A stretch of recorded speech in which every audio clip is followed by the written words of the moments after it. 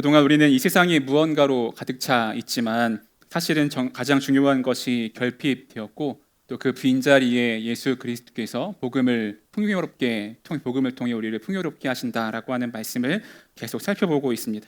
오늘 다룰 결핍은 용서입니다. 다른 말로 하면 정죄라고 할 수 있습니다.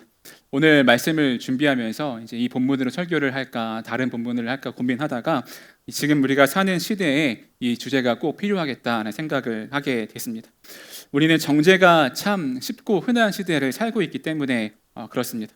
먼저 오늘 본문의 배경을 살펴보겠습니다. 우리 보고 있는 요한복음 8장은 7장에서 이어지는 맥락입니다.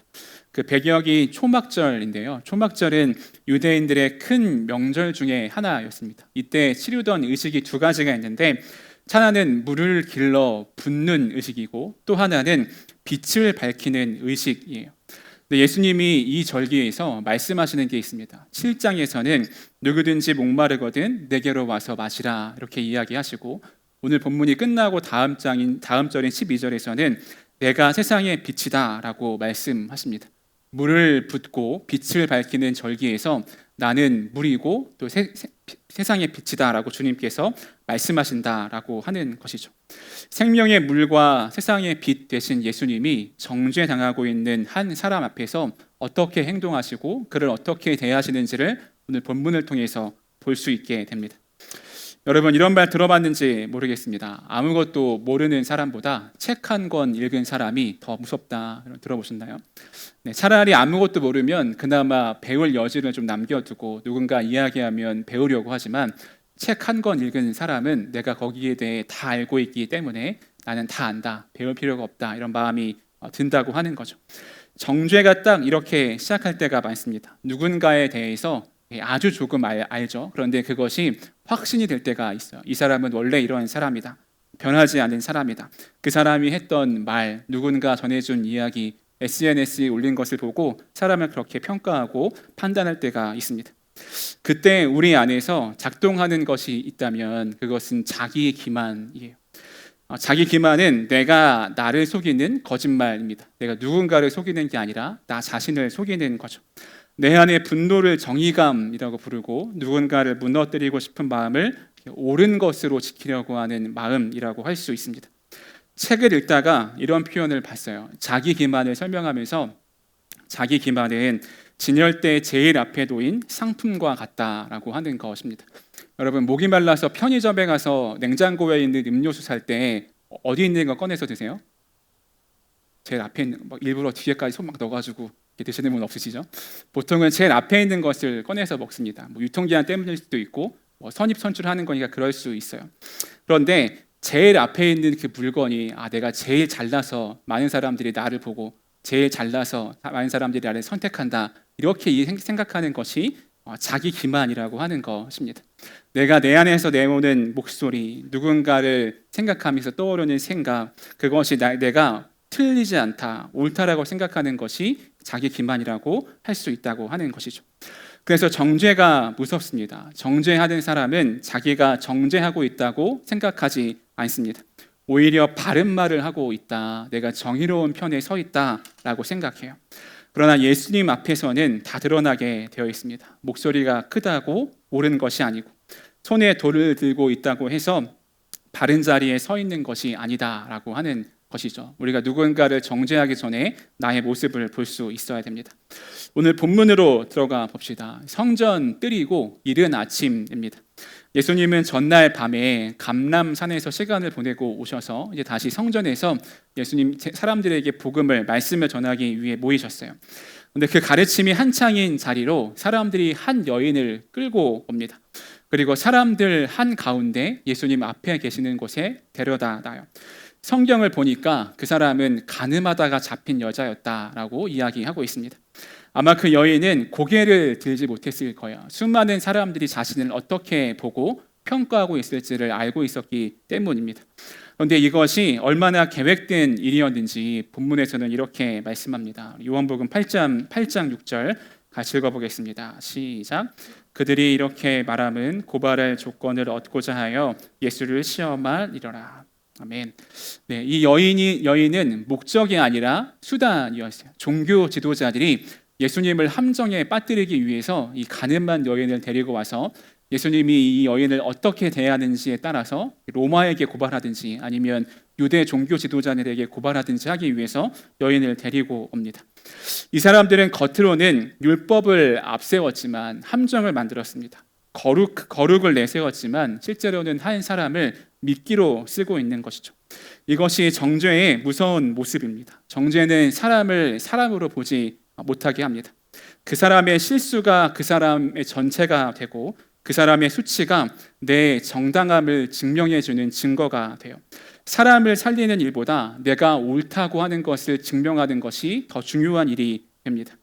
근데 여기서 말씀을 잘 보면 이상한 점이 하나가 있습니다. 그들은 이 여인이 간음하다 잡혀왔다 이렇게 말씀하죠.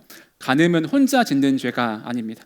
율법에서 그것을 명확하게 하고 있는데 레위기 20장과 신명기 22장을 보면 간음하다 잡힌 남자와 여자를 다 죽여라 이렇게 말씀하고 있어요. 신명기 22장에서는 상황에 따라서 두 사람을 성읍 밖으로 끌어내서 죽여라까지 말씀하고 있습니다. 그러니까 율법을 정말로 지키려고 했다면 그 간음 현장에 있던 여인만 데리고 올 것이 아니라 그 남자도 같이 데리고 와서 같이 심판대에 서게 해야 하는 것이 율법이었습니다. 그런데 이 사람들은 율법을 지키려는 것이 아니라 율법을 이용하려고 하는 거죠. 사람들 앞에 율법을 들고 크게 소리치고 있지만 그 사람들의 본심에는 율법을 잘 지키는 것보다도 이 여인을 이용해서 예수님을 시험에 빠뜨리려고 하는 것이 더 컸다고 하는 것입니다. 그래서 이 여인을 정죄의 자리에 서게 하는 것이에요. 우리는 정죄가 넘치는 시대를 살고 있습니다. 우리가 그것을 잘 알고 있죠. 누군가의 한 번의 실수가 박제되기도 하고 몇 년 전에 썼던 글이 다시 소환되기도 합니다. 그리고 손절이라고 하는 말 아래서 여러 관계를 쉽게 생각하게 되기도 하죠. 마음에 안 들면 끊고 실수하면 지우고 한 번 어긋나면 다시 볼 일 없는 사람처럼 여기기도 합니다. 정죄가 이렇게 빠르고 간편했던 적이 또 있었을까 생각이 들기도 하죠. 정죄가 많다는 것은 곧 용서가 우리의 삶에 결핍되었다라고 하는 것을 의미합니다. 오늘 본문은 바로 그 결핍의 한 가운데로 예수님의 풍요로운 복음이 어떻게 들어오는지를 우리에게 보여줘요. 오늘 우리는 여인보다 먼저 돌을 들고 있던 사람들의 삶을 보려고 합니다. 그 자리가 어떤지를 보려고 해요. 서기관들과 바리새인들이 그 여인을 끌고 왔습니다. 근데 우리가 이 사람들을 생각하면 긍정적인 느낌보다 부정적인 이미지가 먼저 떠오릅니다. 왜냐하면 성경에서 바리새인과 서기관들은 예수님을 대적하는 사람들로 많이 나오기 때문에 그렇죠. 근데 잠깐 생각해 보면 이 사람들은 그냥 그렇게 나쁜 사람들만은 아니었습니다. 율법을 잘 알고 있었고 평생토록 율법을 지켜내기 위해서 정말 철두철미하게 살아갔던 사람들이었어요. 그들이 가지고 있던 분노 자체가 잘못되었다라고 이야기할 수는 없습니다. 그 여인이 간음했다고 하는 죄는 실제였기 때문에 그렇습니다. 그런데 문제는 다른 데 있었어요. 그들은 죄를 미워하는 마음으로 온 것이 아니라 한 사람을 이용해서 예수님을 고발하려고 하는 마음으로 왔다고 하는 것입니다. 분노가 전부 거짓은 아니었을지 몰라도 그 분노가 향한 방향이 문제였던 거죠. 바로 그 확신이 그들을 성전 뜰까지 데리고 왔고 그리고 손에 돌을 쥐고 그 여인에게 던지려고 하고 있습니다. 그들은 자기들이 하나님 편에 서 있다라고 생각했어요. 여기서 우리가 조심해야 할 것이 있습니다. 정죄는 대개 나쁜 마음처럼 우리 안에 보이지 않는다고 하는 것입니다. 오히려 정의감의 얼굴을 가지고 있을 때가 있어요. 특히 청년의 때는 옳고 그름이 선명한 시기입니다. 불의를 보면 못 견디고 아닌 것은 아니라고 이야기하고 싶죠. 그 자체는 참 귀한 것입니다. 그런데 그 선명한 정의감이 사람을 향하기 시작할 때 그 확신은 무기가 돼요. 하나님의 뜻을 지킨다는 확신이 한 사람의 고통을 도구로 삼는 순간 그 확신은 믿음이 아니라 폭력이 되기 때문에 그렇습니다.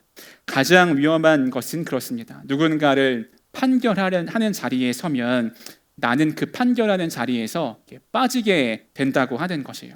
내가 누군가의 이런 기준과 잣대를 들고 누군가를 정죄하려고 할 때 나는 그 기준에서 슬그머니 빠져나옵니다. 이 사람들은 이런 기준으로 서 있어야 하지만 나는 괜찮다. 나는 저 기준에 걸릴 일 없다. 이렇게 생각을 하는 거죠. 그 구도가 굳어질 때 정죄가 시작되고 무서운 것은 그 정죄가 아주 경건한 말을 입고 경건한 옷을 입고 내 안에 자리 잡을 수 있다라고 하는 것입니다. 사람들이 그 여인을 데리고 와서 이 여인에게 어떻게 할지 예수님을 막 추궁할 때 예수님이 하나의 행동을 하기 시작하십니다. 몸을 굽히시고 땅에 무언가를 쓰기 시작해요. 여러분 그 상황을 한번 머릿속으로 상상해 보세요. 그 성전 앞에 예수님이 말씀을 전하고 있습니다. 그런데 죄를 지은 여인이 막 와서 이 여인을 어떻게 할 거냐고 사람들이 막 추궁하는 상황이에요. 예수님은 갑자기 몸을 굽히고 글씨를 쓰기 시작해요. 아무 말도 없이 바닥에 손가락만 움직입니다. 예수님이 땅에 무엇을 썼는지 성경은 이야기하고 있지 않습니다. 여러 학자들의 오랜 궁금증이기도 해요.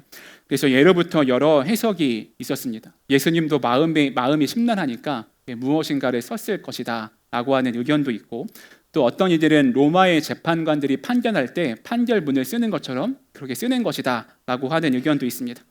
또 어떤 이들은 죄인의 이름은 땅에 기록된다, 예레미야에 기록된 말씀을 그대로 실천한 것이다 라고 하기도 해요.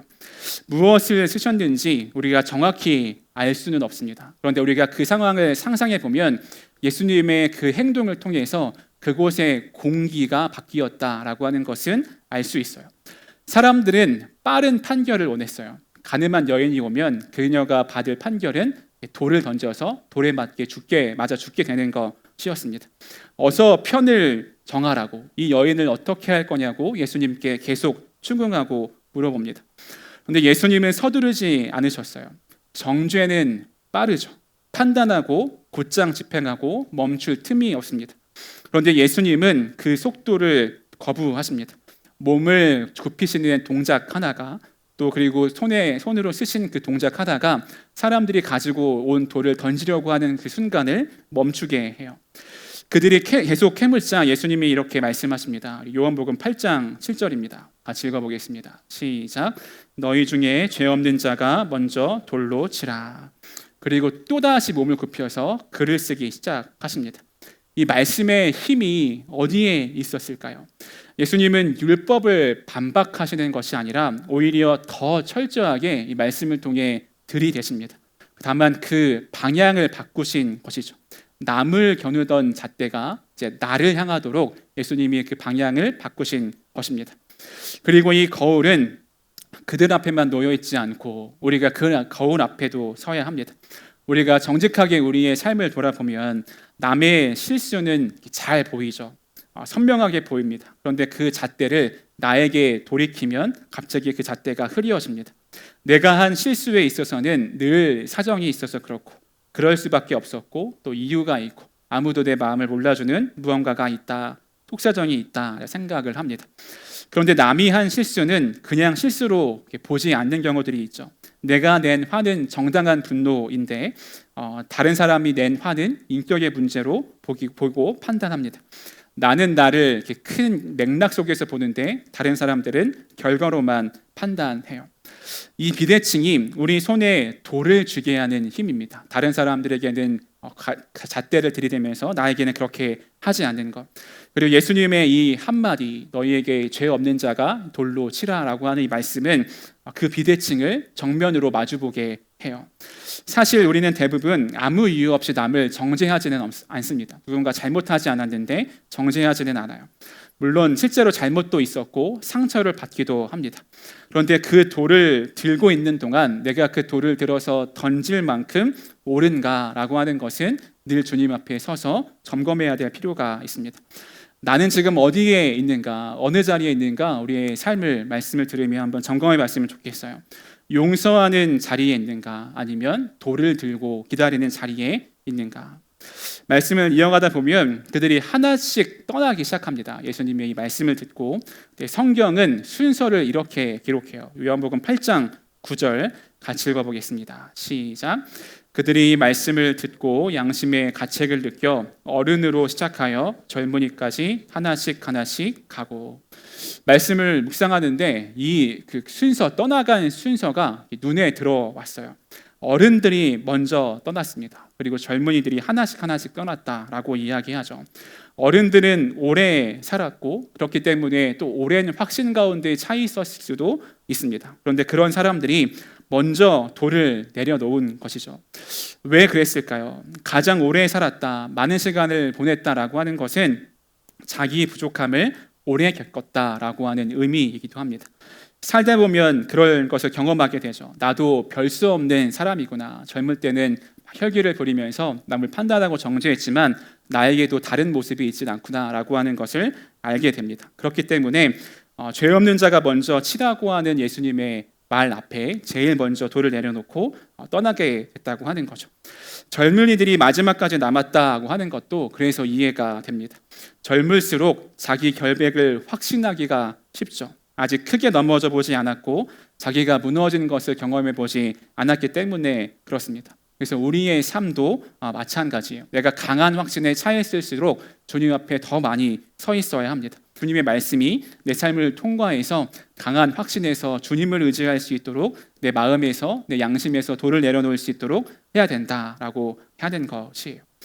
그들이 어디로 갔는지 성경은 말하고 있지 않습니다. 그런데 저는 그들이 돌을 내려놓고 그 자리를 떠났을 때 그들 안에서 무언가 달라졌을 것이다 라는 생각을 하게 돼요. 올 때는 확신을 들고 왔죠. 그 여인을 끌고 오면서 혹은 주변에 있던 돌을 지우면서 어떤 확신에 가득 차 있었을 것입니다. 그런데 돌아갈 때는 그 확신이 흔들린 채 돌아갔을 거예요. 그 흔들림이 어쩌면 은혜의 시작이었을지도 모르겠습니다. 정죄하는 자리는 힘이 있는 것처럼 느껴져요. 내가 판결하는 사람이고 오른편에 서 있는 사람처럼 느껴지기 때문에 그렇습니다. 그런데 사실 그 자리는 나를 묶는 자리이기도 합니다. 누군가를 미워하는 동안 우리는 그 사람과 함께 갇혀 있는 것이죠. 그 사람만 생각하면 마음이 굳어버리고 그 이름만 생각하면 또 화가 나는 경우도 있습니다. 그 사람의 잘못이 내 마음을 점령하고 있는 동안 사실은 그 사람이 나를 지배하도록 나를 계속 내어주고 있는 것입니다.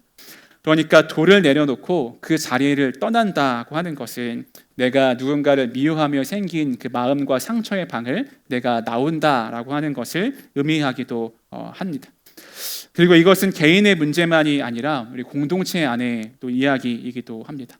공동체 안에도 잘못하면 정죄의 구조가 있을 수 있어요. 말로 하지 않아도 이미 낙인을 찍어놓고 그것을 유지하기도 하고 대놓고 이야기하지 않아도 누군가를 같이 미워하기도 하고 그렇게 옛 자리에 묶어놓을 때가 있습니다. 교회라고 크게 다르지 않을 때도 있는 것 같아요. 그런데 예수님은 바로 그 구조를 무너뜨리기 위해서 십자가에 달리셨음을 우리가 기억해야 합니다. 우리가 예수님을 따르는 공동체라면 그 담장을 허무는 일에도 함께 설 수 있어야 돼요. 그런데 오늘 본문의 복음은 사람들이 마음에 손에 들고 있던 돌을 내려놓고 떠나가는 데서 그치지 않습니다. 사람들이 다 떠나고 난 뒤 예수님과 여인만 남았어요. 그리고 예수님이 여인에게 묻습니다.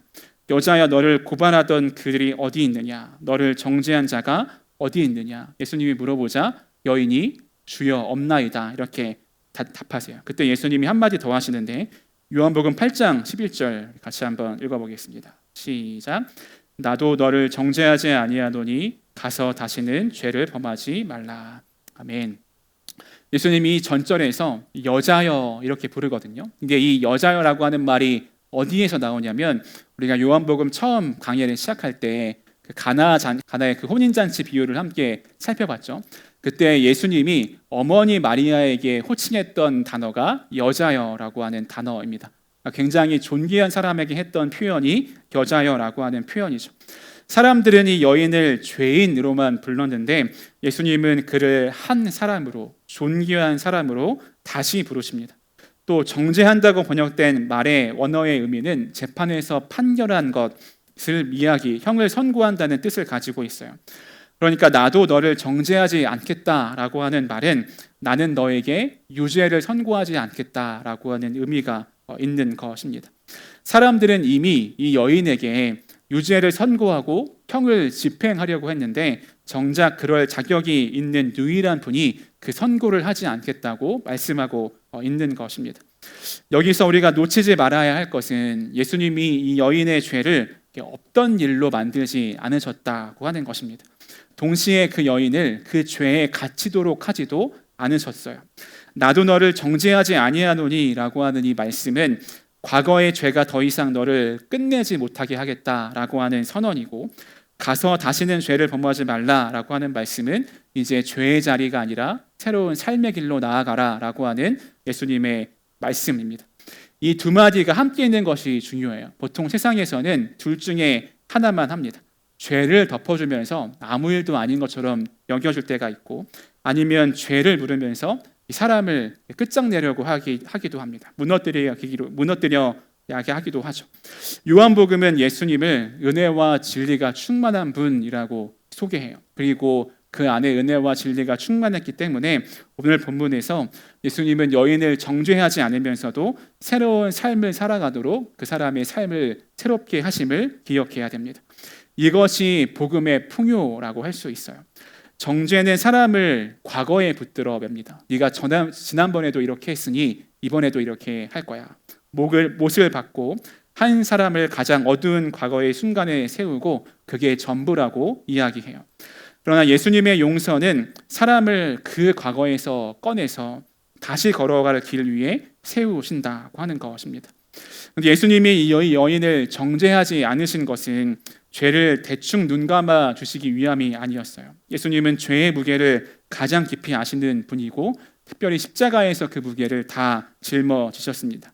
사람들이 들었던 돌은 여인에게 던져지지 않았지만 죄인을 살리기 위한 심판의 무게는 예수님이 짊어지게 됩니다.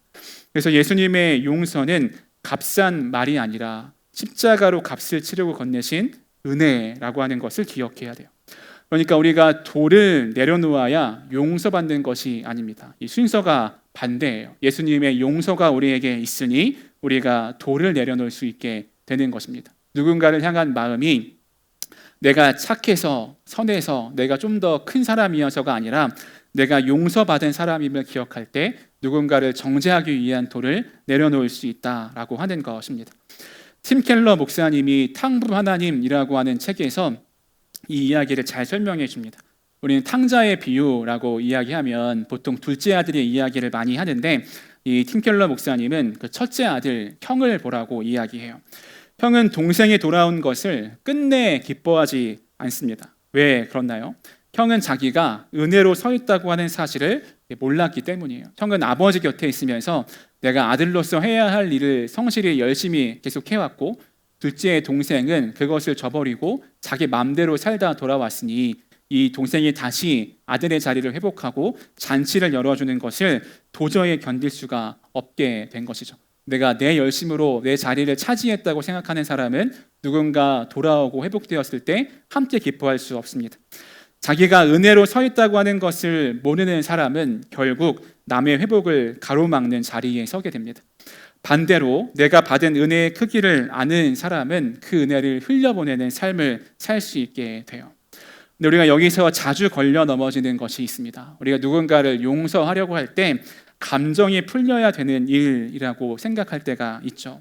미움이 사라지고 마음이 편해진 다음에야 누군가를 용서할 수 있다라고 생각을 합니다. 그래서 이렇게 이야기해요. 아직 용서가 안 된다. 마음이 잘 안 움직인다. 그런데 용서는 감정이 아니라 방향입니다. 이것을 잘 보여주는 이야기가 있습니다. 코리 텐붐 여사라는 분이 있습니다. 2차 세계대전 때 나치를 피해 다니던 유대인들을 집에 숨겨두었다가 그것이 발각되어서 수용소에 끌려가요. 그곳에서 언니를 잃은 분입니다. 그리고 전쟁이 끝나고 나서 독일 곳곳을 돌아다니면서 용서의 말씀을 그렇게 전했던 분이 코리 텐붐 여사이죠. 1947년에 뮌헨의 한 교회에서 강연을 마쳤는데 한 남자가 그 코리 텐붐에게 찾아왔습니다. 그리고 그를 보는 순간 그 코리 텐붐은 이 사람이 어떤 사람인지를 딱 알게 돼요. 수용소에서 자기와 언니를 감시하던 그 간수였습니다. 남자는 손을 내밀면서 자기가 그리스도인이 되었고 내가 하나님께 용서받는 것을 믿지만 당신에게도 용서를 구하고 싶다라고 말을 했습니다. 네, 여러분 같으면 어떨 것 같으신가요? 막 화가 날 것 같기도 하고 어려운 순간이겠죠. 코리 텐붐은 손을 낼 수가 없었어요. 수용소에서 죽어가던 언니의 얼굴이 떠올랐기 때문에 그렇습니다. 그 손을 잡고 싶지 않았어요. 그런데 그 자리에서 속으로 이렇게 기도했다고 합니다. 주님, 저는 이 사람을 용서할 수 없습니다. 하지만 손은 내밀 수 있습니다. 그 정도는 제가 하겠습니다. 감정은 주님이 채워주십시오. 이렇게 기도하고 마음이 풀리기를 기다리지 않고 아직 몸과 마음이 얼어있는 채로 손을 내밀었다고 합니다. 그런데 손을 내민 다음에야 따뜻함이 밀려왔다. 그의 자서전에서 그렇게 고백을 했습니다. 용서가 방향이다라고 하는 것이 바로 이렇습니다. 용서는 미움이 다 사라진 다음에 하는 것이 아니라 마음이 아직 얼어 있어도 하나님 앞에서 그 사람을 정죄의 자리에 계속 세워두지 않겠다고 마음과 방향을 정하는 것이죠. 돌을 내려놓는 행동이 먼저이고 마음이 따라오는 것은 나중일 수 있습니다. 그 한 걸음이 하나님이 일하실 자리를 내어드리는 것일 수 있어요. 하나만 더 기억하면 좋겠습니다. 돌을 내려놓는 것이 그 사람의 잘못이 없다라고 이야기하는 것은 아닙니다. 잘못은 잘못이고 또 상처는 상처이죠. 그것을 지워버리는 것이 용서가 아니라 그 잘못을 인정하면서도 그 사람의 그 잘못이 그 사람의 전부가 아니다라고 믿는 것이 용서입니다. 하나님이 나를 나의 가장 나쁜 순간으로 규정하지 않듯이 내가 나의 가장 죄된 모습으로 하나님이 나를 기억하지 않듯이 나도 그 사람을 그 한순간에 가두지 않는 것, 그것이 하나님의 시선이에요. 이제 오늘 본문이 우리에게 직접적으로 묻습니다. 지금 내 손에 돌이 들고 있습니까? 누군가를 향한 오래된 판단이 있습니까? 용서했다고 생각했는데 막상 그 사람의 이야기가 들려오면 무언가 올라오는 것이 있습니까? 이러한 질문들이 우리의 마음과 삶을 불편하게 하기도 합니다. 저도 이 설교를 준비하면서 이 질문 앞에 한참을 머물러 있으면서 누구 한 사람이 떠올랐어요. 제가 예전에서 사역하던 교회에 청년으로 왔던 청년입니다. 이 청년이 저를 참 좋아했는데 저를 힘들게 좋아했어요. 시도 때도 없이 계속 연락을 했습니다. 뭐 새벽이든 밤이든 낮이든. 이제 한 번은 수요예배 때 설교를 하는데 그때 한참 그 카톡 전화가 막 기술이 나오기 시작해가지고 이제 그걸로 전화를 했는데 설교 중에 아이패드가 울린 거예요.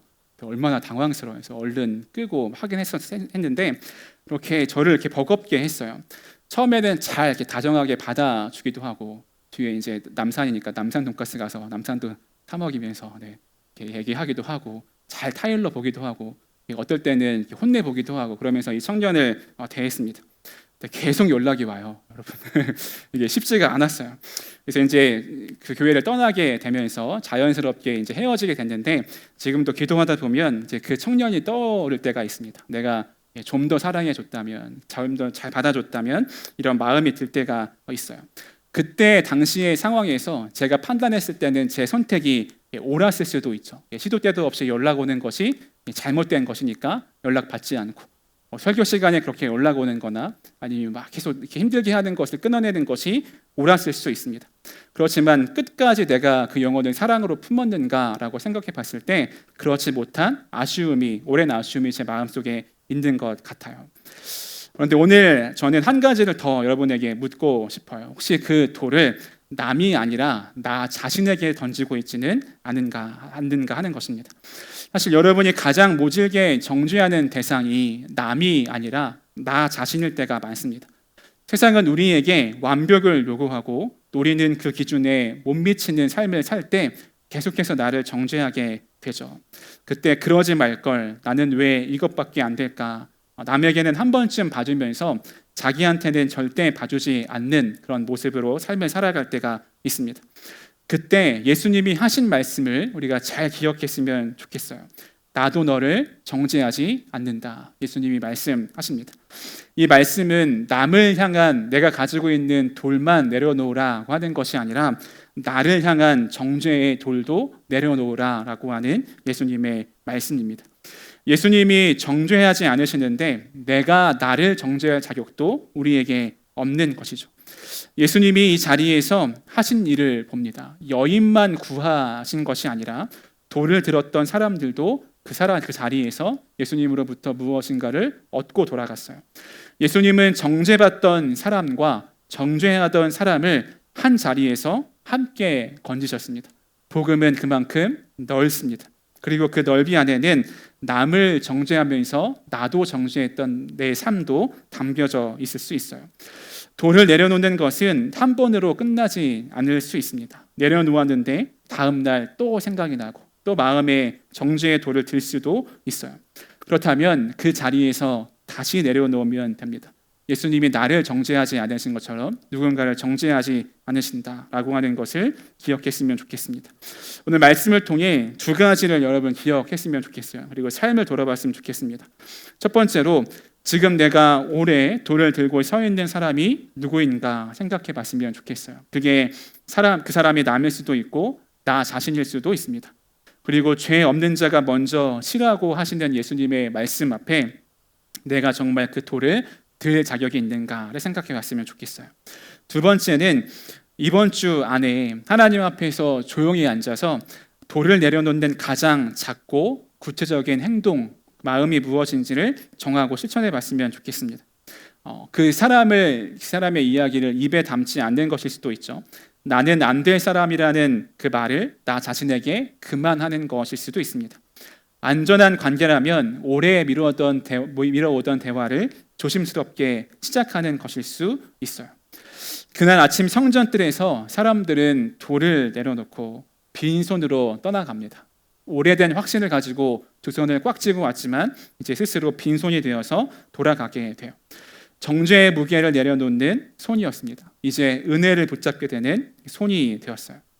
이번 주는 맥주감사 주일입니다. 맥주감사 주일은 첫 열매를 하나님께 드리는 절기이기도 하고 지난 반년을 돌아보며 하나님께 감사하는 절기이기도 해요.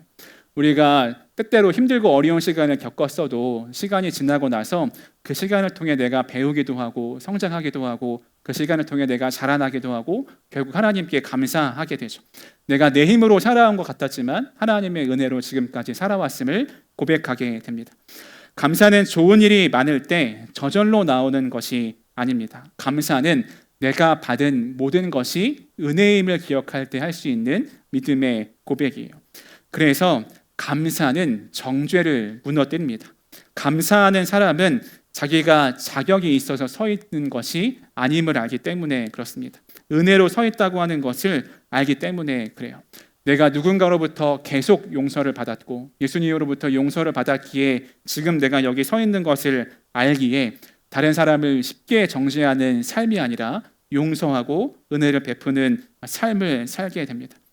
그 자리에 남은 여인에게 예수님은 말씀하셨습니다. 나도 너를 정죄하지 않는다. 정죄가 넘치는 시대 가운데 용서가 임하게 돼요. 이 용서는 죄를 모른 척하는 용서가 아닙니다. 사람들 안에 있던 죄를 끝내시면서 다시 살아갈 길을 열어주시는 용서임을 우리가 기억해야 합니다. 말씀을 정리하겠습니다. 오늘 우리도 그 용서 앞에 섰으면 좋겠어요. 먼저 용서받은 사람으로 감사하는 사람으로 우리가 그렇게 서 있었으면 좋겠습니다. 정죄하지 않고 살아갈 수 있는 비결은 우리의 인격이 대단해서가 아니라 내가 받은 은혜가 무엇인지 알고 그것에 감사할 때입니다. 내가 여기까지 온 것이 내가 남보다 나아서가 아니라 주님이 나를 불쌍히 여겼기 때문임을 아는 사람이 감사할 수 있고 그 사람이 정죄하지 않고 용서할 수 있는 삶을 살게 됩니다. 정죄는 사람을 과거에 가두지만 예수님의 용서는 사람을 다시 살 길 위에 세우고 감사는 내가 받은 그 용서를 다른 사람에게 다시 흘려보내게 합니다. 여러분 맥주감사 주일입니다. 우리에게 베풀어 주신 하나님의 은혜에 감사하고 또 오래 묵혀놓았던 관계의 어려움 우리 공동체 안에 아니면 여러분 가족 안에 친구들과 직장 사이에 그런 관계가 있다면 감사를 품고 돌을 내려놓을 수 있기를 바랍니다. 내가 나의 강한 확신으로 두 손을 꽉 쥐고 있다면 이제 그 손을 다 풀어버리고 그 용서하고 다른 사람에게 흘려보낼 수 있었으면 좋겠습니다. 그래서 누군가를 정죄하지 않고 예수님이 우리에게 하셨던 그 용서가 우리 삶 주변에도 임할 수 있기를 주님의 이름으로 축복합니다.